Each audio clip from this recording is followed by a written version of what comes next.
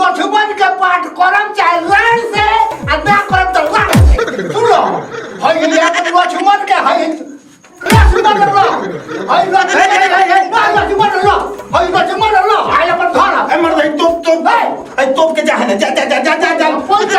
पैसा ना तोरा के दोसर पार्ट दिए कोनो दिक्कत है ना हां त जा हम तोरा के दोसर पार्ट लक्ष्मण के जा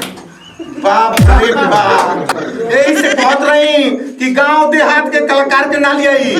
बताओ तो रामलीला होता है में है इतना गाड़ी है सुपनेखा के इतना मार के गिरा दल ए लक्ष्मण बन लागले दोसर लक्ष्मण है पिंटुआ हां ए कहां बड़े मधुजुआ जाई तो ए अब लक्ष्मण के भेज तो कहां बड़े लक्ष्मण तू तोरा कोई बेरा सिखले नहीं नु चल है ना लक्ष्मण आज से ही रहियो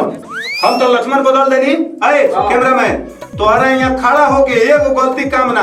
आ तोहरा तो मालूम बा तू करावो शूटिंग करावो तब तक हम एगो काम करके आवत नहीं है लक्ष्मण बदला गेलन अब कोई दिक्कत तो हम क्या करी डायरेक्टर साहब तोहरा अब सुनो का करे के बाद ए हमर को भी काम है मंटू को भी देखो हां ले कॉपी देखो तोहरा का करे को हम बताओ तनी तोहरा करे के का बा हाँ कि